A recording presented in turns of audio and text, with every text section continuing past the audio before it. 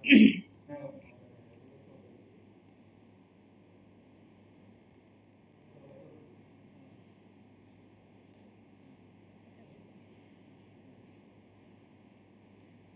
alaikum. Welcome to today's pediatric class. I am Dr. Tahmina Jahan Choudhury. Welcome you all. Today we will discuss about some reports. হসপিতে আমরা গতদিন আলোচনা করেছি instrument নিয়ে। আজকে আলোচনা করব রিপোর্টস নিয়ে।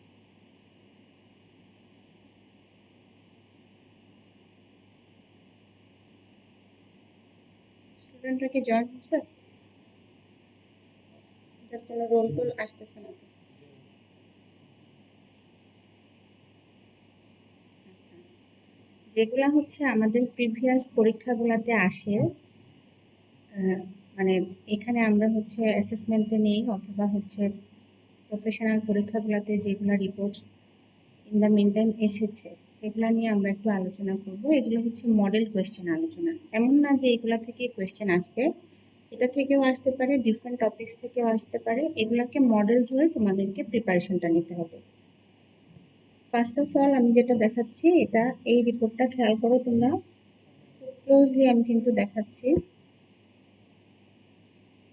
উপরে দেখো একটা হেডলাইন দেওয়া আছে, instruction. Look at the hemoglobin electrophoresis of a 8-year-old boy who presented with anemia and answered the following questions. Even খেয়াল করে দেখো যে রিপোর্টটা দেওয়া আছে সেটার উপরে হিমোগ্লোবিন ক্যাপিলারি ইলেকট্রোফোরেসিস দিয়ে হেডলাইন দেওয়া আছে এবং নিচে কয়েকটা ট্রায়াঙ্গুলার লাইনের মতো ড্র করা আছে এবং একটা প্যারামিটার দেওয়া আছে কনসেন্ট্রেশন, যেটা হচ্ছে হিমোগ্লোবিনটা দেওয়া আছে 9 গ্রাম পার ডিএল এবং এখানে হিমোগ্লোবিনের নেম দেওয়া আছে। যে কয়টা আমাদের নর্মাল হিমোগ্লোবিন আছে, হিমোগ্লোবিন A2 এবং F, সেটা ছাড়াও খেয়াল করে দেখো আরেকটা হিমোগ্লোবিন যেটা হচ্ছে হিমোগ্লোবিন সেটাও দেওয়া আছে এবং নর্মাল ভ্যালু দেওয়া আছে। যেটা পেশেন্টের ব্লাডে পাওয়া গেছে সেটার ভ্যালু দেওয়া আছে এবং নর্মাল ভ্যালু যেটা সেটাও দেওয়া আছে। খেয়াল করে দেখো হিমোগ্লোবিন A দেওয়া আছে 5.8, যেখানে নর্মাল ভ্যালু হলো মোর দেন 96.8। আর হচ্ছে হিমোগ্লোবিন F দেওয়া আছে 24.4, যেখানে নর্মাল ভ্যালু হওয়ার কথা লেস দেন 2%। এবং হিমোগ্লোবিন যেটা পাওয়া গেছে হলো 62.8, সেটা নর্মালি থাকারই কোনো কথা না। এবং হিমোগ্লোবিন A2 যেটা আছে 7, সেটা হচ্ছে 2.2 থেকে 3.2 এই রেঞ্জের মধ্যে থাকার কথা। এখন এই রিপোর্টটা দেখে প্রথমে কিন্তু যেবার প্রথম আসছিল এই রিপোর্টটা, সেটা দেখে অনেকেই কিন্তু এটা আইডেন্টিফাই করতে পারে নাই, যদিও রিপোর্টটার উপরেই তার নামটা লেখা আছে। অনেকেই বলতেছিল এটা ইসিজি ট্রেসিং, অনেকে বলতেছে এটা হিমোগ্লোবিন ইলেকট্রোফোরেসিস। তো এখানে কনফিউশন তৈরি হয়ে যাচ্ছিল। এখানে কোয়েশ্চেনের মধ্যে যেটা আলোচনা করা হয়েছে কিংবা কোয়েশ্চেন চাওয়া হয়েছে যে mention abnormalities present in the electrophoresis, write down the diagnosis, write down the 2 important signs in abdomen that you may get during the physical examination, write down 3 important abnormalities that may be found in peripheral blood film of this patient, and write down 5 important complications that may arise if he is left untreated. আচ্ছা, এখন যেটা হলো প্রথম কথাটা হলো যে abnormalities কি কি আছে এখানে। অলরেডি কিন্তু আমি বলেই দিয়েছি যে এখানে কোন ভ্যালুতে প্রেজেন্ট আছে পেশেন্টের ইলেকট্রোফোরেসিসের রিপোর্টে এবং নর্মাল ভ্যালুগুলা কি, সেটাতেই কিন্তু আমরা অলরেডি দেখে ফেলছি যে এটাতে হিমোগ্লোবিন A খুবই কম আছে, যেটা থাকার কথা ছিল 96.8 এর উপরে, সেটা আছে 5.8। এবং হিমোগ্লোবিন F যেটা হচ্ছে লেস দেন 2% থাকার কথা, সেটা হলো 24.4 এবং হচ্ছে হিমোগ্লোবিন প্রেজেন্ট আছে 62.8 এবং হিমোগ্লোবিন A2 টাও হচ্ছে নর্মালের থেকে বেশি, দ্যাট মিনস 7 আছে। সো ফার্স্ট কথা হচ্ছে যে হিমোগ্লোবিন এটা এখানে রিডিউসড খুবই লো রেঞ্জে আছে, হিমোগ্লোবিন এফটা অনেক বেড়ে গেছে এবং হিমোগ্লোবিন ইটাও অনেক বেশি প্রেজেন্ট আছে, এটুর পরিমাণটা বেড়ে গেছে। তাহলে এইগুলা হচ্ছে তার অ্যাবনর্মালিটিস গুলা, এবং এটা ডায়াগনোসিস হচ্ছে হিমোগ্লোবিন ই বিটা থ্যালাসেমিয়া। শুধুমাত্র যদি হিমোগ্লোবিন এ, নর্মাল হিমোগ্লোবিন হচ্ছে হিমোগ্লোবিন A2 এবং এফ, এগুলার যদি অল্টারেশন হইতো, যদি এমন হইতো যে হিমোগ্লোবিন এটা হচ্ছে রিডিউসড হয়ে গেছে এবং হিমোগ্লোবিন এফ এর পরিমাণ অনেক বেড়ে গেছে, তখন সেটাকে আমরা বিটা থ্যালাসেমিয়া মেজর বলতাম। এখানে হচ্ছে যে মেইনলি বিটা চেইন সিনথেসিসের হচ্ছে, সেটা হচ্ছে কোয়ান্টিটেটিভ ডিফেক্ট। যদি হচ্ছে বিটা চেইন সিনথেসিস রিডিউসড হয়ে যায় অথবা অ্যাবসেন্ট থাকে, তখন আমরা হিমোগ্লোবিন এফটা কিন্তু বেড়ে যায় বেশি, তখন আমরা সেটাকে বলি যে থ্যালাসেমিয়া। থ্যালাসেমিয়া এবং থ্যালাসেমিয়া মেজর হিমোগ্লোবিন এফ এর প্রেজেন্সের উপর ডিপেন্ড করে আমরা মেজর, ইন্টারমিডিয়েট এবং মাইনর ডিটেক্ট করি। যদি হিমোগ্লোবিন এফ এর পরিমাণটা অনেক বেশি হয়, মানে নিয়ার অ্যাবাউট 90% এর কাছাকাছি হয়, তাহলে 50 to 90 এর মধ্যে হয়, তাহলে আমরা হচ্ছে এটাকে মানে মেজরের ইয়েতে ফেলি। আর যদি মডারেট থাকে তখন আমরা হচ্ছে ইন্টারমিডিয়েট, এবং যদি কম পরিমাণে থাকে তখন তাকে এফটা যদি কম পরিমাণে থাকে তখন তাকে আমরা মাইনর বলি।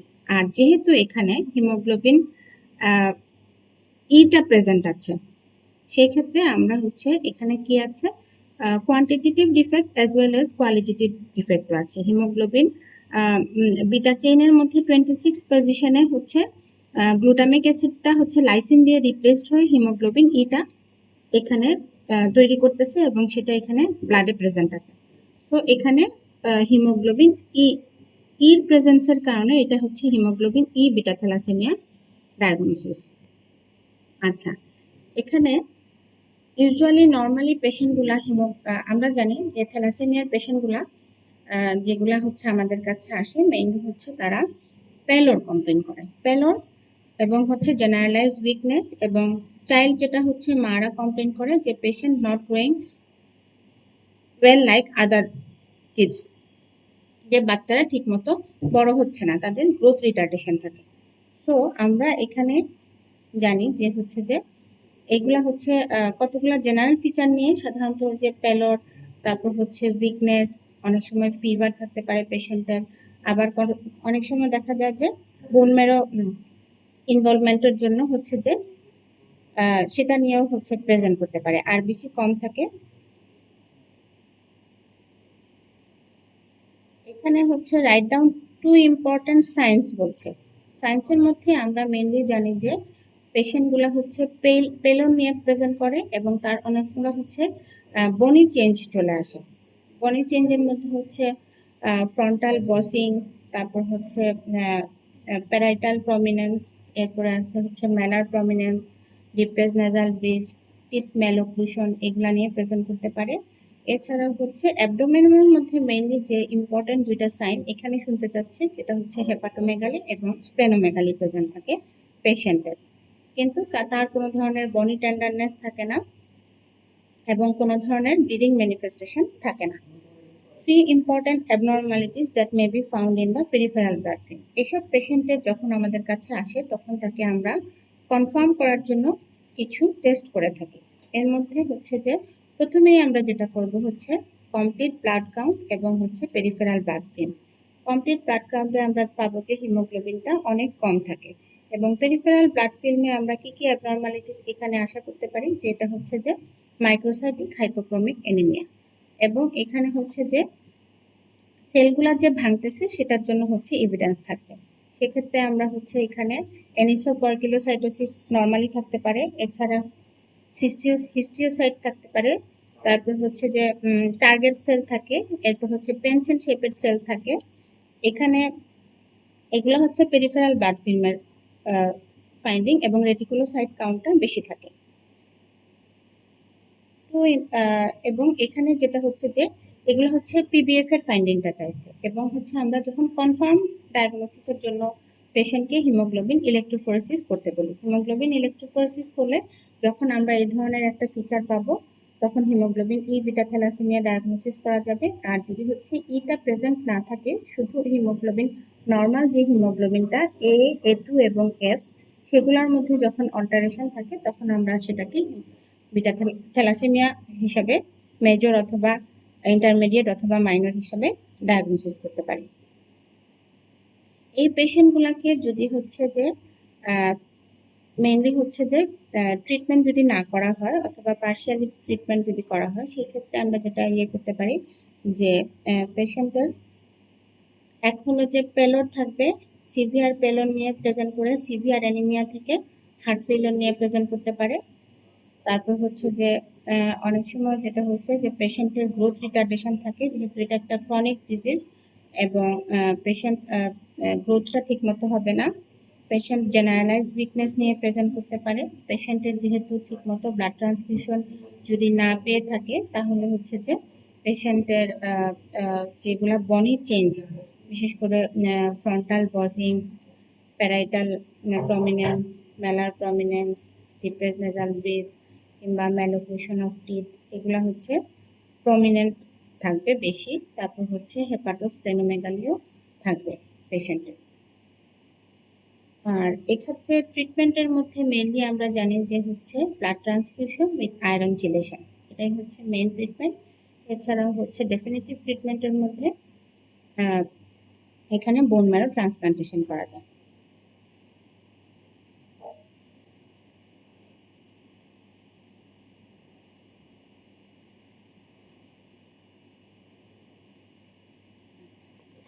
এই হচ্ছে সেকেন্ড যেটা দেখতেছি আমরা, যে টিউবারকুলিন টেস্ট রিপোর্ট। ডোজ হচ্ছে 0.1 ml পিপিডি অথবা 10 tuberculin unit.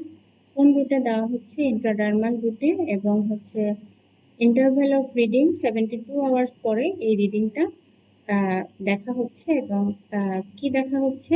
Diameter of induration. এখানে দেখানো হচ্ছে যে ডায়ামিটার অফ ইন্ডিউরেশনটা 15 মিলিমিটার। আচ্ছা, এক্ষেত্রে যেটা হচ্ছে হোয়াট ইজ ইয়োর অপিনিয়ন। আর হচ্ছে যে তাহলে ফার্স্ট কথা হলো যে আমরা এই যে টেস্টটা করা হলো টিউবারকুলিন টেস্ট, সেটা হচ্ছে একটা type 4 delete type of hypersensitivity test. তো এটা দিয়ে আমরা দেখলাম যে এখানে বলছে আমাদের অপিনিয়নটা কি। আমরা যখন দেখলাম 15 মিলিমিটার ইনডিউরেশন, তখন আমরা বলবো যে টিউবারকুলিন টেস্ট পজিটিভ। এটা হলো আমাদের অপিনিয়ন। আচ্ছা, টিউবারকুলিন টেস্টটা পজিটিভ হওয়ার জন্য এখানে যেটা বলা হয়েছে যে 0.1 ml পিপিডি অথবা 10 টিউবারকুলিন ইউনিটটা ইন্ট্রাডার্মালি পেশেন্টকে প্রথমে ইন্ট্রোডিউস করা হয়েছে। ইন্ট্রোডিউস করার পরে সেই জায়গাটাকে ইউজুয়ালি একটা ডিমার্কেট করে দেয়, গোল করে একটা কালো দাগ দিয়ে ডিমার্কেশন করে দিয়ে পেশেন্টকে কিছু ইনস্ট্রাকশন দেওয়া হয়। ইনস্ট্রাকশনগুলো কি কি? যে এখানে আপনি কোনো সাবান, পানি, তেল এই জাতীয় কিছু লাগাবেন না, এবং হচ্ছে পরবর্তীতে 72 আওয়ার্স পরে, 72 ঘন্টা পরে আপনি আবার এসে এটার একটা রিডিংটা নিয়ে যাবেন।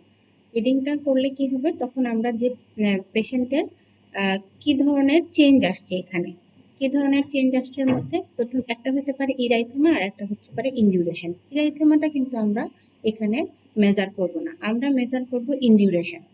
ফার্স্ট কথা হলো যে আমরা যখন পেশেন্ট আসবে তখন তাকে প্রথমে জায়গাটা আমাদেরকে আবার দেখতে হবে যে ইনডিউরেশনটা কতটুকু আছে। সেটা আমরা একটা ক্লিয়ার রুলার নিয়ে রাইট সাইড থেকে লেফট সাইডে মেপে দেখব। যদি হচ্ছে পেশেন্ট ইমিউনো কম্প্রোমাইজড অথবা হচ্ছে এইডস এর পেশেন্ট থাকে, সেক্ষেত্রে 5 মিলিমিটার উপরে গেলেই আমরা বলবো টিউবারকুলিন টেস্ট পজিটিভ। এবং পেশেন্ট যদি নর্মাল পেশেন্ট হয়, তাহলে 10 মিলিমিটারের উপরে গেলে আমরা বলবো পেশেন্টকে পজিটিভ। আচ্ছা, কোন কোন কন্ডিশনে ফলস নেগেটিভ রিপোর্ট আসতে পারে? আচ্ছা, প্রথমে বলি যে ফলস পজিটিভ কোন কোন ক্ষেত্রে আসতে পারে। ফলস পজিটিভ আসতে পারে যদি পেশেন্টের বিসিজির ভ্যাকসিনেশন করা থাকে, যদি পেশেন্ট অ্যাটিপিক্যাল মাইক্রোব্যাকটেরিয়াম দিয়ে ইনফেকশন হয়, এবং যদি পেশেন্টের হচ্ছে যদি এই যে সাইটে ইনজেকশনটা দেওয়া হচ্ছে সেখানে কোনো ইনফেকশন হয়, সেজন্য ইভেন অ্যালার্জিক রিয়াকশনও যদি হয়, তাহলে সেজন্য আমরা যে ইনস্ট্রাকশনগুলো দিয়েছিলাম সেটা কিন্তু পেশেন্টকে বলে দিতে হবে। আচ্ছা, সেকেন্ড হলো যে কোন কোন ক্ষেত্রে ফলস নেগেটিভ আসতে পারে। যদি পেশেন্টের কোনো ধরনের ব্যাকটেরিয়াল ইনফেকশন, যেমন হচ্ছে হচ্ছে typhoid fever, typhus fever, brucellosis, এগুলোর ক্ষেত্রে পেশেন্টের ব্যাকটেরিয়াল ইনফেকশনের ক্ষেত্রে ফলস নেগেটিভ আসতে পারে। ভাইরাল ইনফেকশন যেমন mum's, measles, polio, chicken pox, এগুলোর ক্ষেত্রে হচ্ছে পেশেন্টের ফলস নেগেটিভ রিপোর্ট আসতে পারে। আর হচ্ছে লাইভ ভ্যাকসিনেশন, যেমন হচ্ছে যে মিজলস, পোলিও, তারপর হচ্ছে ভেরিসেলা, এগুলা যদি করা হয় তখনও কিন্তু পেশেন্টের ফলস নেগেটিভ আসতে পারে। এটা হচ্ছে মাইক্রোব্যাকটেরিয়াম টিউবারকুলোসিসের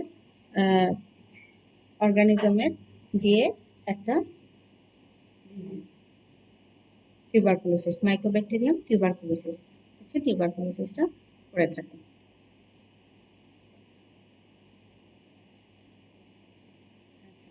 আমাদের আরেকটা হচ্ছে ইউরিনের মাইক্রোস্কোপিক, রুটিন মাইক্রোস্কোপিক এক্সামিনেশনের রিপোর্ট আছে। সেগুলোর মধ্যে প্রথমে আছে যে ফিজিক্যাল এক্সামিনেশন করা হয়েছে, কেমিক্যাল এক্সামিনেশন এবং মাইক্রোস্কোপিক এক্সামিনেশনের এখানে ফাইন্ডিং গুলো আছে। খেয়াল করে দেখো যে সেডিমেন্ট 1+, তারপর হচ্ছে যে অ্যালবুমিনের মধ্যে প্রোটিনটা হচ্ছে 4+, এবং নিচে যেখানে মাইক্রোস্কোপিক এক্সামিনেশনের মধ্যে আরবিসি নীল, কাস্ট সেল হচ্ছে 0 to 2, এবং কাস্টগুলোর মধ্যে hyaline cast, RBC cast, granular cast সবগুলাই হচ্ছে নীল দেখা যাচ্ছে। আচ্ছা, তাহলে এই ধরনের যদি হয় তাহলে আমরা 3+ অথবা 4+ হচ্ছে প্রোটিন যদি ইউরিনে থাকে তাহলে সেটাকে আমরা বলি ম্যাসিভ প্রোটিনিউরিয়া। আচ্ছা, look at the report and give the positive finding. তাহলে এটা যদি আমরা বলে, কোয়েশ্চেন যদি হয় look at the report and give the positive finding, তাহলে রিপোর্ট দেখে আমরা প্রথমেই বলতে পারতেছি যে কেমিক্যাল এক্সামিনেশনের মধ্যে অ্যালবুমিনটা হচ্ছে 4+, অ্যালবুমিন 4+ অথবা 3+ হলে তখনই আমরা তাকে বলতেছি ম্যাসিভ প্রোটিনিউরিয়া। তাহলে পেশেন্টের ম্যাসিভ প্রোটিনিউরিয়া আছে, আর কিন্তু তেমন সিগনিফিকেন্ট কোনো ফাইন্ডিং নাই। এখানে কোনো পেশেন্টের কোনো আরবিসি প্রেজেন্ট না, পাস্টেল হচ্ছে উইদিন নর্মাল লিমিট, এবং কোনো ধরনের কাস্ট প্রেজেন্ট না। তাহলে আমাদের মেইন ফোকাসটা হচ্ছে যে পেশেন্টের হচ্ছে ম্যাসিভ প্রোটিনিউরিয়া আছে, ইউরিন আরই রিপোর্টে পেশেন্টের ম্যাসিভ প্রোটিনিউরিয়া আছে।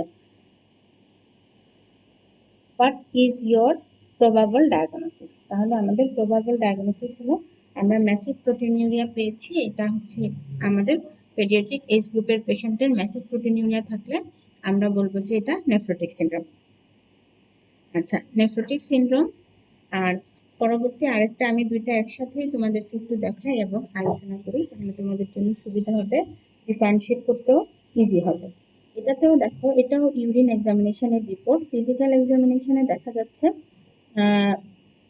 সেডিমেন্ট আছে 1+, অ্যাপিয়ারেন্স হেজি, অ্যালবুমিন মানে প্রোটিনটা হচ্ছে 1+।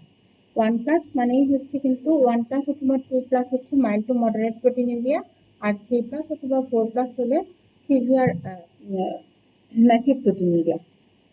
এখানে হচ্ছে আর পজিটিভ ফাইন্ডিং এর মধ্যে ইম্পর্টেন্ট হচ্ছে আরবিসি হলো 10 to 15 per high power field, এবং pus cell within normal limit 2 to 3 per high power field, এবং আরবিসি কাস্ট হচ্ছে প্রেজেন্ট।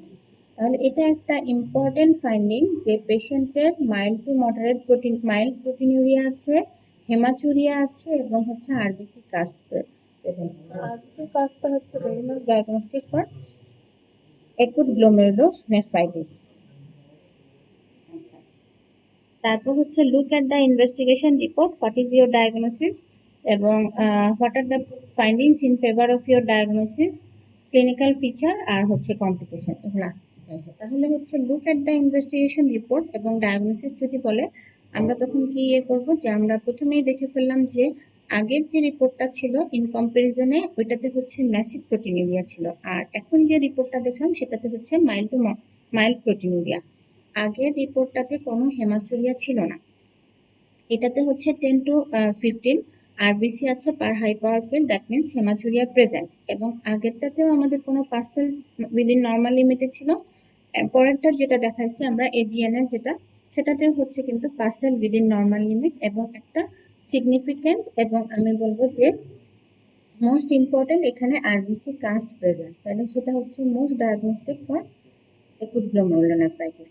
তাহলে এই দুইটার মধ্যে যদি কম্পেয়ার করি আমরা, ওটা হলো নেফ্রোটিক সিনড্রোম আর এটা হলো একুট গ্লোমেরুলোনেফ্রাইটিস। তাহলে আমরা যদি পেশেন্টের হিস্ট্রি এবং ফিজিক্যাল এক্সামিনেশন এগুলা নিয়ে একটু চিন্তা ভাবনা করি, তাহলে আমরা জানি যে এইজ গ্রুপ হলো নেফ্রোটিক সিনড্রোমের বাচ্চা সাধারণত 2 to 6 years এর মধ্যে প্রেজেন্ট করে, যেটা হচ্ছে ইডিওপ্যাথিক মিনিমাল চেঞ্জ, যেটা হচ্ছে কমন পেডিয়াট্রিক এজ গ্রুপের জন্য। এবং হচ্ছে এজিএনএ সাধারণত দেখা যায় যে 5 to 12 years এজে প্রেজেন্ট করে। এবং এজিএনএর যেটা সেটা হচ্ছে প্রিভিয়াস কোনো একটা সোর থ্রট অথবা স্কিন ইনফেকশনের হিস্ট্রি থাকে, যেটা হচ্ছে অ্যাকুট পোস্ট স্ট্রেপ্টোকোকাল গ্লোমেরুলোনেফ্রাইটিসের ক্ষেত্রে মোস্ট কমন। তাহলে অ্যাকুট পোস্ট স্ট্রেপ্টোকোকালটাই হচ্ছে সবচেয়ে কমন। তাহলে সেক্ষেত্রে আমাদের কি থাকবে হিস্ট্রিতে, একটা হচ্ছে সোর থ্রট অথবা স্কিন ইনফেকশনের হিস্ট্রি থাকবে। ফ্যারেঞ্জাইটিস ইয়েতে উইন্টারে, এবং হচ্ছে স্ক্যাবিসিয়াল অথবা হচ্ছে স্কিন ইনফেকশন, যেটা হচ্ছে সামার সিজনে। এবং এটা নেফ্রাইটোজেনিক স্ট্রেন স্ট্রেপ্টোকক্কাসের গ্রুপ এ বিটা হিমোলাইটেড স্ট্রেপ্টোকক্কাসের নেফ্রাইটোজেনিক স্ট্রেনটা হলো সোর থ্রোটের জন্য 12 আর স্কিন ইনফেকশনের জন্য 49। এগুলো হচ্ছে কমন, মোস্ট কমন। আচ্ছা, তারপর হচ্ছে যে আপনার যে ফাইন্ডিং এর মধ্যে নেফ্রোটিক সিনড্রোমের পেশেন্টের কিন্তু ইউজুয়ালি সোর থ্রট কিংবা স্কিন ইনফেকশনের কোনো হিস্ট্রি থাকে না, কিন্তু অনেক সময় হিস্ট্রি অফ রিকারেন্স থাকে, যে আগে একবার এরকম টাইপের বাচ্চা প্রস্রাব কমে গেছিল এবং ফুলে গেছিল। মেইনলি হচ্ছে নেফ্রোটিক সিনড্রোমে পেশেন্টের যেটা হচ্ছে যে ম্যাসিভ প্রোটিনিউরিয়া, হাইপোঅ্যালবুমিনিয়া এবং জেনারেলাইজড ইডিমা, এবং হুইচ লিডস টু হাইপারলিপিডিমিয়া। আর অ্যাকুট গ্লোমেরুলোনেফ্রাইটিসে মেইনলি পেশেন্টের যেটা হচ্ছে যে হেমাচুরিয়া, অলিগিউরিয়া, হাইপারটেনশন এবং রেনাল ইনসাফিসিয়েন্সি। এই দুটো হলো তাদের মধ্যে বেসিক ডিফারেন্স। এবং এই ক্ষেত্রে প্রোটিনিউরিয়া থাকতেও পারে, নাও থাকতে পারে। এবং ইউজুয়ালি নেফ্রোটিক সিনড্রোমের পেশেন্টের হেমাচুরিয়া থাকে না, মোস্টলি হচ্ছে প্রোটিনিউরিয়াটা ম্যাসিভ প্রোটিনিউরিয়া থাকে। আচ্ছা, তাহলে প্রেজেন্টেশনটা থাকবে যে দুই ক্ষেত্রেই কিন্তু পেশেন্টের যেটা থাকবে যে ইউরিন আউটপুট কম হচ্ছে, এই ধরনের একটা কমপ্লেইন থাকবে, এবং পেশেন্টের ইডিমা নিয়ে প্রেজেন্ট করবে। ইডিমাটা হচ্ছে mostly periorbital oedema, periorbital oedema থাকতে পারে। এবং নেফ্রোটিক সিনড্রোমের পেশেন্টের ক্ষেত্রে জেনারেলাইজ সোয়েলিং নিয়ে প্রেজেন্ট করতে পারে, তার পেরিঅরবিটাল রিজিয়নে অ্যাজ ওয়েল অ্যাজ অ্যাবডোমেনে, এবং হচ্ছে তার লেগে, এবং ইভেন জেনিটালিয়াতে মেইনলি স্ক্রোটাল রিজিয়নে এবং লেবিয়াতে। মেইলে হচ্ছে স্ক্রোটাল রিজিয়নে এবং ফিমেলে লেবিয়াতে হচ্ছে সোয়েলিং নিয়ে পেশেন্ট প্রেজেন্ট করতে পারে। তাহলে যদি আমরা এই ধরনের সোয়েলিং পাই, তাহলে আমরা মোটামুটি পেশেন্টকে ক্লিনিক্যালি এক্সামিন করেই বুঝে যাই যে এটা নেফ্রোটিক সিনড্রোমের পেশেন্ট। কিন্তু এজিএন এর পেশেন্টের সাধারণত দেখা যায় ক্লিনিক্যাল ফিচার যদি যে এরকম থাকে যে হাই কালার ইউরিন নিয়ে প্রেজেন্ট করতেছে, প্রিভিয়াস হিস্ট্রি ছিল সোর থ্রট অথবা স্কিন ইনফেকশনের, আর পরবর্তীতে আমরা পেশেন্টকে যখন এক্সামিন করি তখন দেখি যে তার পেরিঅরবিটাল সোয়েলিং এর সাথে তার হাইপারটেনশন আছে এবং হাই কালার ইউরিন নিয়ে পেশেন্ট প্রেজেন্ট করতেছে, তখন আমরা কিন্তু মোটামুটি অ্যাকুট গ্লোমেরুলোনেফ্রাইটিসের দিকে চলে যাই। আচ্ছা, এখন ইনভেস্টিগেশন যদি আমরা করি, তাহলে মোস্টলি হচ্ছে যে ইউরিন আরই, এবং হচ্ছে ইউরিনের routine examination, routine microscopic examination এবং ইউরিনের কালচার, এটা হচ্ছে আমাদের প্রথম ইনভেস্টিগেশন। তাহলে এটা যদি আমরা করি, তাহলে আমরা প্রথমেই এই রিপোর্টগুলো পেয়ে যাব। একটা হচ্ছে যে নেফ্রোটিক সিনড্রোম যদি হয়, সেক্ষেত্রে হচ্ছে 3+ অথবা 4+ প্রোটিন প্রেজেন্ট থাকবে, সেক্ষেত্রে ইউজুয়ালি আরবিসি অ্যাবসেন্ট থাকবে এবং পার্সেল উইদিন নর্মাল লিমিটের মধ্যে থাকে। যদি পেশেন্টের অ্যাসোসিয়েটেড ইউটিআই থাকে, ইউরিনারি ট্র্যাক্ট ইনফেকশন থাকে, সেক্ষেত্রে হচ্ছে যে পেশেন্টের বেশি থাকতে পারে, পার্সেল বেশি থাকতে পারে। আর এজিএন এর ক্ষেত্রে যেটা আমরা পাচ্ছি যে পেশেন্টের হচ্ছে মাইল্ড প্রোটিনিউরিয়া এবং হচ্ছে মোস্টলি হেমাচুরিয়া, এবং পার্সেলও এখানে নর্মাল লিমিটের মধ্যে, অনেক সময় আরবিসি কাস্ট নিয়ে প্রেজেন্ট করতে পারে। আর নেফ্রোটিক সিনড্রোমের ক্ষেত্রে আমরা আরও যে কয়েকটা ইনভেস্টিগেশন অবশ্যই করাই, সেগুলো হচ্ছে পেশেন্টের সেরাম অ্যালবুমিন লেভেল দেখা যায় 2.5 এর নিচে চলে গেছে, তারপর হচ্ছে সেরাম কোলেস্টেরল লেভেলটা 250 মিলিগ্রাম পার ডিএল এর উপরে চলে গেছে। তারপর হচ্ছে যদি পেশেন্টের আমরা 24 ঘন্টার ইউরিন এক্সামিন করি, 24 ঘন্টার ইউরিন কালেক্ট করে সেটাকে এক্সামিন করি, তাহলে সেক্ষেত্রে more than 1 gram per square metre per 24 hour এর বেশি হবে, এবং যদি হচ্ছে আমরা পেশেন্টের স্পট ইউরিনারি প্রোটিন ক্রিয়েটিনিন রেশিওটা করি সেটা হচ্ছে মোর দেন 2 এর উপরে হবে। আর অ্যাকুট গ্লোমেরুলোনেফ্রাইটিসের ক্ষেত্রে যেটা ইম্পর্টেন্ট সেটা হচ্ছে C3 লেভেল। C3 লেভেলটা এখানে কমপ্লিমেন্ট ক্যাসকেড অ্যাক্টিভেশন হওয়ার কারণে C3টা ডিক্রিজ হয় ব্লাডে, এবং হচ্ছে যেটা হচ্ছে নেফ্রোটিক সিনড্রোমে নর্মাল থাকে। এবং যেটা হলো যে AGN এর ক্ষেত্রে পেশেন্টের স্ট্রেপ্টোকক্কাস ইনফেকশনের একটা এভিডেন্স থাকতে পারে, যেটা কি আমরা থ্রোট সোয়াব করে কালচার করতে পারি, অথবা এসও টাইটারটা করতে পারি, যেটা হচ্ছে অনেক সময় রেজ থাকে, এবং হচ্ছে যে কতগুলা টেস্ট করতে পারি, যেটা হচ্ছে স্টেপ্টোজাইম টেস্ট যেগুলা বলা হয়, যেটা হচ্ছে স্ট্রেপ্টোকক্কাসের অ্যান্টিবডি ডিটেকশন করা। এগুলা করে আমরা হচ্ছে কিন্তু কনফার্ম হতে পারি। আর ট্রিটমেন্টের ক্ষেত্রে মেইনলি হচ্ছে AGN এর ক্ষেত্রে আমরা হচ্ছে যেহেতু স্ট্রেপ্টোকক্কাল ইনফেকশনের একটা চান্স আছে, সেক্ষেত্রে আমরা ফেনক্সিমিথাইল পেনিসিলিন দিয়ে ট্রিটমেন্ট করি, এবং হচ্ছে যে এখানে মেইনলি হচ্ছে ব্লাড প্রেশারটা কন্ট্রোল করার জন্য পেশেন্টকে ফ্লুইড ক্যালকুলেট করে দিব আমরা, তারপর হচ্ছে প্রোটিন, পটাশিয়াম এগুলা ডায়েট রেস্ট্রিক্ট করব, এবং হচ্ছে যে তাকে অ্যান্টি হাইপারটেনসিভ ড্রাগ অ্যাডভাইস করতে হবে। এগুলাই হচ্ছে তার ম্যানেজমেন্ট। আর স্পেসিফিক ম্যানেজমেন্ট হচ্ছে নেফ্রোটিক সিনড্রোমের ক্ষেত্রে, যে এখানে প্রেডনিসোলিন দিয়ে আমরা ট্রিটমেন্ট করি। কমপ্লিকেশনের ক্ষেত্রে মেইনলি নেফ্রোটিক সিনড্রোমের কমপ্লিকেশনগুলো হচ্ছে ইনফেকশন রিলেটেড, যেটা হচ্ছে সেপসিস নিয়ে পেশেন্ট প্রেজেন্ট করতে পারে, সেলুলাইটিস নিয়ে প্রেজেন্ট করতে পারে, নিউমোনিয়া নিয়ে প্রেজেন্ট করতে পারে, ইউরিনারি ট্র্যাক্ট ইনফেকশন নিয়ে প্রেজেন্ট করতে পারে, স্পন্টেনিয়াস ব্যাকটেরিয়াল পেরিটোনাইটিস নিয়ে প্রেজেন্ট করতে পারে, এছাড়াও থ্রম্বোএম্বোলিক ম্যানিফেস্টেশন নিয়ে প্রেজেন্ট করতে পারে। আর নেফ্রোটিক AGN এর ক্ষেত্রে দেখা যায় মোস্টলি তিনটা হচ্ছে মোস্ট ইম্পর্টেন্ট। এর মধ্যে প্রথম কথা হলো যে রেনাল ইনসাফিসিয়েন্সি, যেটা হচ্ছে অ্যাকুট কিডনি ইনজুরি নিয়ে পেশেন্ট প্রেজেন্ট করতে পারে। 2 নাম্বার হচ্ছে যে তার যেহেতু ফ্লুইড ওভারলোড হয়ে যায় হার্ট ফেলিওর হতে পারে, এবং যদি হাইপারটেনশনটা বেশি বেড়ে যায় এবং সেটাকে কন্ট্রোল না করা হয়, তাহলে হচ্ছে হাইপারটেনসিভ এনকেফালোপ্যাথি নিয়ে পেশেন্ট প্রেজেন্ট করতে পারে।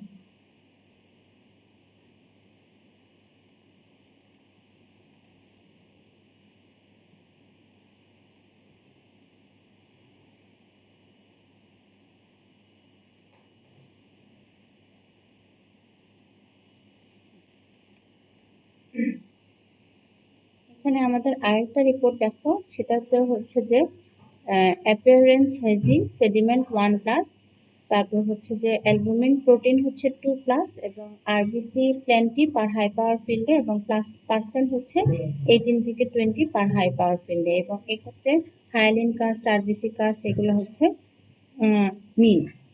এখানে আমরা যেটা করতেছি, যেটাকে হাইলাইট করতেছি, সেটা হলো 18 থেকে 20টা, 18 থেকে 20টা হচ্ছে তার পাস সেল আছে। তাহলে এখানে কিন্তু কোনো আরবিসি কাস্ট প্রেজেন্ট নাই। তাহলে ইউটিআই এর ক্ষেত্রে কিন্তু হেমাচুরিয়া থাকতে পারে, মাইল্ড টু মডারেট প্রোটিনিউরিয়া থাকতে পারে, হেমাচুরিয়া থাকতে পারে, এবং মেইনলি হচ্ছে যে পাস সেল থাকে। তাহলে এটাও কিন্তু আমাদেরকে খেয়াল রাখতে হবে যে পেশেন্টের পাস সেল আছে নাকি, আরবিসি কাস্ট আছে নাকি, এগুলো হচ্ছে ইউটিআই পরে আমরা এটা চিন্তা করতে পারি। তাহলে এই রিলেটেড যদি চিন্তা করি, তাহলে ইউটিআই ইউরিনারি ট্র্যাক্টে ইনফেকশন যদি হয়, মোস্টলি হচ্ছে এখানে 75 থেকে 90% কজ হলো ইকোলাই, এবং এখানে অ্যাকুট পাইলোনেফ্রাইটিস অথবা হচ্ছে সিস্টাইটিস অথবা হচ্ছে যে অ্যাসিম্পটোমেটিক ব্যাকটেরিয়া, এই তিনটা ফর্মে কিন্তু পেশেন্ট প্রেজেন্ট করতে পারে। এবং এই ক্ষেত্রেও আমরা ডায়াগনোসিসের জন্য পেশেন্টের হচ্ছে যে পেশেন্টের পাইলোনেফ্রাইটিস হলে সাধারণত patient fever, chills and rigor, তারপর হচ্ছে ফ্লাঙ্ক পেন এগুলো নিয়ে প্রেজেন্ট করে, তারপর ইভেন নশিয়া, ভমিটিং এগুলাও থাকতে পারে। আর যদি সিস্টাইটিস হয়, সাধারণত পেশেন্ট ফিভার নিয়ে প্রেজেন্ট করে না, পেশেন্ট ডিসইউরিয়া, আর্জেন্সি, ফ্রিকুয়েন্সি এবং হচ্ছে সুপ্রাপিউবিক টেন্ডারনেস প্রেজেন্ট থাকতে পারে। আর অ্যাসিম্পটোমেটিক ব্যাকটেরিয়ার ক্ষেত্রে পেশেন্টের হচ্ছে তেমন কোনো প্রেজেন্টেশন থাকে না, কিন্তু কালচার করলে তখন পজিটিভ পাওয়া যায়। আচ্ছা, এসব ক্ষেত্রে আমরা যেটা করতে পারি, কোন কোন ইনভেস্টিগেশন করব, মেইনলি হচ্ছে ইউরিনার আরই এবং কালচার, এটাই হচ্ছে মোস্ট ডায়াগনস্টিক হচ্ছে কালচারটা। এছাড়া আমরা আল্ট্রাসোনোগ্রাফি করতে পারি যদি যদি কোনো স্ট্রাকচারাল অথবা কনজেনিটাল কোনো অ্যাবনর্মালিটিস থাকতে পারে সেটা ডিটেক্ট করার জন্য। এছাড়া আইভিউ, এমসিইউ, ডিএমএসএ, ডিটিপিএ এগুলা করে তার হচ্ছে যে ফাংশনাল এবং স্ট্রাকচারাল অ্যাবনর্মালিটি গুলা ডিটেক্ট করা যায়। মেইনলি হচ্ছে অ্যান্টিবায়োটিক দিয়ে ট্রিটমেন্ট করা হয় ইউরিনারি ট্র্যাক্ট ইনফেকশনের ক্ষেত্রে। আরেকটা রিপোর্ট এখানে যেটা এটাতে হচ্ছে একটা হেমাটোলজিক্যাল রিপোর্ট। এখানে দেখা যাচ্ছে টোটাল কাউন্ট অফ ডাব্লিউবিসি হচ্ছে 3,12,000। রেড ব্লাড সেল আর হিমোগ্লোবিনের পার্সেন্টেজ হচ্ছে 2.2 গ্রাম পার ডেসিলিটার এবং ইএসআর হলো 100 মিলিমিটার ইন ফার্স্ট আওয়ার। আর হচ্ছে যে ডিফারেন্সিয়াল কাউন্টের মধ্যে নিউট্রোফিল 3%, লিম্ফোসাইট হচ্ছে 17%, তারপর হচ্ছে মনোসাইট হলো 2%, ইওসিনোফিল 2% এবং ব্লাস্ট সেল হচ্ছে 78%। এবং প্লেটলেট কাউন্ট যেটা হচ্ছে যে এখানে দেখাচ্ছে প্লেটলেট কাউন্টটা হচ্ছে 30,000। তাহলে ডাব্লিউবিসি কাউন্ট অনেক বেশি, হিমোগ্লোবিন পার্সেন্টেজ কম, প্লেটলেট কাউন্ট কম, ডিফারেন্সিয়ালসে দেখা যাচ্ছে যে নিউট্রোফিল, লিম্ফোসাইট এগুলার কাউন্ট কম এবং সেই জায়গাটা রিপ্লেস করে গেছে ব্লাস্ট সেল দিয়ে। তাহলে এই ধরনের একটা রিপোর্ট যদি আমরা দেখি তাহলে আমরা চিন্তা করতে পারবো যে এটা মোস্টলি যাবে যে একুট লিউকেমিয়ার ক্ষেত্রে। তাহলে ব্লাস্ট সেলটা যদি লিম্ফোব্লাস্টিক হয় তাহলে একুট লিম্ফোব্লাস্টিক লিউকেমিয়া, যদি মাইলোব্লাস্টিক হয় তাহলে একুট মাইলোব্লাস্টিক লিউকেমিয়া। তাহলে এটা হচ্ছে যে আমরা যদি একটা পেশেন্ট যেরকম থ্যালাসেমিয়ার পেশেন্টটার পেলন নিয়ে প্রেজেন্ট করছিল এরকম এই পেশেন্টটাও পেলন নিয়ে প্রেজেন্ট করতে পারে, রিপিটেড টাইম ইনফেকশন নিয়ে প্রেজেন্ট করতে পারে এবং ব্লিডিং ম্যানিফেস্টেশন নিয়ে প্রেজেন্ট করতে পারে। তার কিন্তু 3টা সেল লাইনই ইনভলভ আছে। ওই ক্ষেত্রে একটা সেল লাইন ইনভলভ ছিল, মেইনলি পেশেন্ট হচ্ছে এনিমিয়া এবং পেলন নিয়ে প্রেজেন্ট করতেছিল, আর এখানে 3 cell line involve, RBC, WBC এবং প্লেটলেট। তার কারণে হচ্ছে যে আরবিসির কারণে হচ্ছে বোন ম্যারো ফেইলিওরের কারণে, আরবিসি কম থাকার কারণে এখানে হচ্ছে যে পেশেন্ট কতগুলা জেনারেল সিমটম, একটা হচ্ছে যে ফিভার নিয়ে প্রেজেন্ট করতে পারে, তারপর হচ্ছে পেশেন্ট পেলোরের কারণে জেনারেলাইজ উইকনেস নিয়ে প্রেজেন্ট করতে পারে। তাহলে যদি বোন ম্যারো ফেইলিওরের মধ্যে যদি আরবিসি কম থাকে সেক্ষেত্রে হচ্ছে পেশেন্ট অ্যানিমিয়া নিয়ে প্রেজেন্ট করবে, পেলোর হয়ে উইকনেস। আর ডাব্লিউবিসি কাউন্টের এফেক্টেড হওয়ার কারণে হচ্ছে পেশেন্ট রিপিটেড ইনফেকশন নিয়ে প্রেজেন্ট করবে, আর হচ্ছে প্লেটলেট কাউন্ট কমে যাওয়ার কারণে পেশেন্টের ব্লিডিং ম্যানিফেস্টেশন দেখা দিবে। এগুলা ছাড়াও পেশেন্টের আর যেগুলা হচ্ছে যে লিম্ফেডিনোপ্যাথি থাকতে পারে, বনি টেন্ডারনেস থাকতে পারে, এছাড়া হচ্ছে হেপাটোস্প্লেনোমেগালি, অর্গানোমেগালি থাকতে পারে। এছাড়াও পেশেন্ট অনেক সময় টেস্টিকুলার সোয়েলিং নিয়ে প্রেজেন্ট করে, মেডিস্টিনাল মাস নিয়ে প্রেজেন্ট করতে পারে, সেগুলো হচ্ছে আমরা মোস্টলি হচ্ছে রেসপিরেটরি ডিস্ট্রেস নিয়ে প্রেজেন্ট করতে পারে, আর হচ্ছে টেস্টিকুলার সোয়েলিং নিয়ে প্রেজেন্ট করতে পারে। এগুলো হচ্ছে কমন। এছাড়া হচ্ছে যে আমরা পেশেন্টকে তখন কি করে ডায়াগনোসিস করব। ডায়াগনোসিসের জন্য প্রথমেই হচ্ছে আমাদের complete blood count with peripheral blood film. তাহলে হচ্ছে কমপ্লিট ব্লাড কাউন্টের মধ্যে আমরা দেখতে পাচ্ছি যে পেশেন্টের আরবিসি, ডাব্লিউবিসি, আরবিসিটা হচ্ছে লো অথবা নর্মাল, ডাব্লিউবিসি কাউন্ট লো, নর্মাল অথবা রেজ থাকতে পারে, আর প্লেটলেট কাউন্ট লো অথবা নর্মাল থাকতে পারে। আচ্ছা, আর পেরিফেরাল ব্লাড ফিল্মের মধ্যে মেইনলি আমরা হচ্ছে ব্লাড সেল পাইতে পারি। আর যদি আমরা হচ্ছে মোস্ট ডায়াগনস্টিকের মধ্যে বোন ম্যারো এক্সামিনেশন করি সেক্ষেত্রে হচ্ছে 25%-এর উপরে যদি ব্লাড সেল থাকে সেক্ষেত্রে হচ্ছে আমরা লিউকেমিয়া ডায়াগনোসিস করতে পারবো। এছাড়াও হচ্ছে বায়োকেমিক্যাল অ্যাবনর্মালিটিস এর মধ্যে এলডিএইচ বাড়তে পারে, তারপর হচ্ছে যে ইলেকট্রোলাইটের মধ্যে পটাশিয়াম বেড়ে যেতে পারে, ফসফেট বাড়তে পারে, তারপর হচ্ছে যে যদি আমরা হচ্ছে সিএনএস ইনভলভমেন্ট আছে কিনা সেটা দেখার জন্য হচ্ছে লাম্বার পাংচার করি, সেক্ষেত্রে সিএসএফ স্টাডি করে যদি ব্লাড সেল পাই তাহলে সিএনএস ইনভলভমেন্টটা কনফার্ম করতে পারবো। এছাড়াও চেস্ট এক্সরে করে মেডিস্টিনাল কোনো ইনভলভমেন্ট আছে কিনা সেটাও দেখতে পারবো। সোনোগ্রাফি করলে অ্যাবডোমিনাল কোনো মাস আছে কিনা সেটা পাওয়া যাবে। এগুলো হচ্ছে সাপোর্টিভ। এক্ষেত্রে মেইনলি হচ্ছে পেশেন্টের ট্রিটমেন্টের ক্ষেত্রে সাপোর্টিভ ট্রিটমেন্ট এবং হচ্ছে যে কনফার্ম মানে স্পেসিফিক ট্রিটমেন্টের মধ্যে হচ্ছে পেশেন্টের কেমোথেরাপি। ওগুলা হচ্ছে আমরা অত ডিটেলসে আর যাচ্ছি না। আর এই প্রত্যেকটা টপিক্সেরই তোমাদের আলাদা আলাদা হচ্ছে লেকচার ক্লাস অলরেডি কিছু হয়ে গেছে, কিছু এখনো গোয়িং অন। সো এগুলা কিন্তু ডিটেলস তোমরা হচ্ছে লেকচার ক্লাসে পেয়ে যাবে।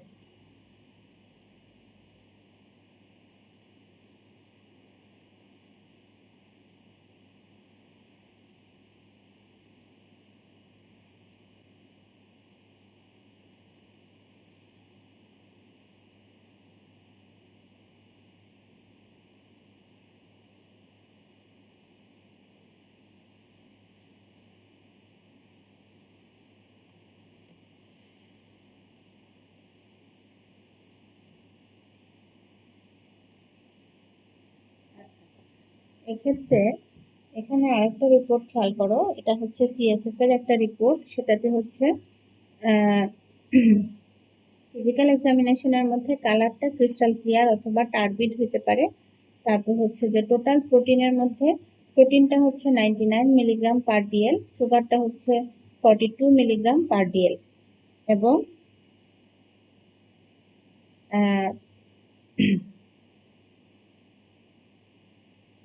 মাইক্রোস্কোপিক এক্সামিনেশনের মধ্যে টোটাল সেল কাউন্টের মধ্যে 1000 cell per cubic millimetre of fluid এবং প্রিডমিনেন্ট সেল হচ্ছে neutrophil. 5 cell plenty per high power ফিল্ডে এবং গ্রাম স্টেন এবং এএফবি স্টেন করে কোনো অর্গানিজম ডিটেক্ট করা যায় না। আচ্ছা, এক্ষেত্রে যেটা হচ্ছে যে সিএসএফ স্টাডিতে মূল যে পয়েন্টগুলা সেটা হচ্ছে যে প্রোটিন এবং সুগারটা খেয়াল করো এবং হচ্ছে যে সেল কাউন্টটা খেয়াল করো।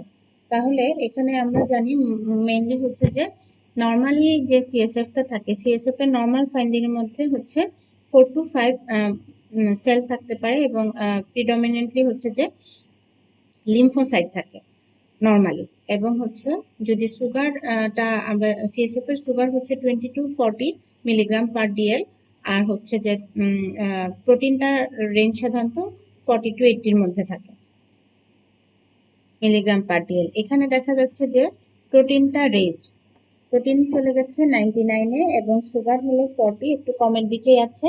এবং লিম্ফো টোটাল কাউন্টের সেল কাউন্টের মধ্যে 1000 সেল আছে পার কিউবিক মিলিমিটারে, অনেক বেশি এবং নিউট্রোফিল প্রিডমিনেন্ট। তাহলে এই ধরনের একটা রিপোর্ট দেখলে আমাদের চিন্তা আসবে যে এটা পায়োজেনিক অথবা ব্যাকটেরিয়াল মেনিনজাইটিস। আচ্ছা,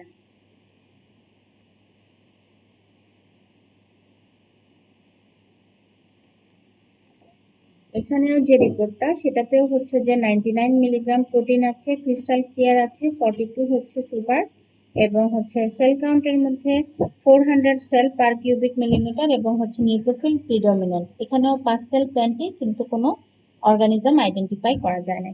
এইসব ক্ষেত্রেও আমাদের ডায়াগনোসিস হবে মেইনলি, যেহেতু আমরা যেটা জানি যে নিউট্রোফিল প্রিডমিনেন্ট মানে পলিমর্ফ যদি প্রিডমিনেন্ট থাকে সেক্ষেত্রে ব্যাকটেরিয়াল ইনফেকশন চিন্তা করে পায়োজেনিক মেনিনজাইটিসটাই চিন্তা করব। কেন?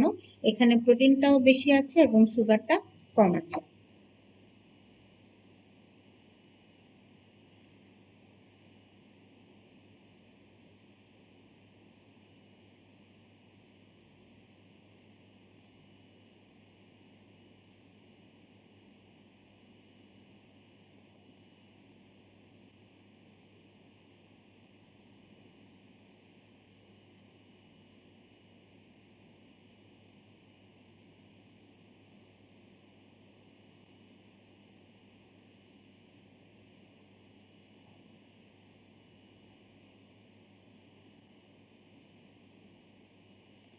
আরেকটা রিপোর্ট খেয়াল করো, এখানে হচ্ছে যে কালারটা টার্বিন, টোটাল প্রোটিনটা 156 মিলিগ্রাম পার ডিএল, সুগারটা হলো 15 মিলিগ্রাম, 20 থেকেও নিচে নেমে গেছে।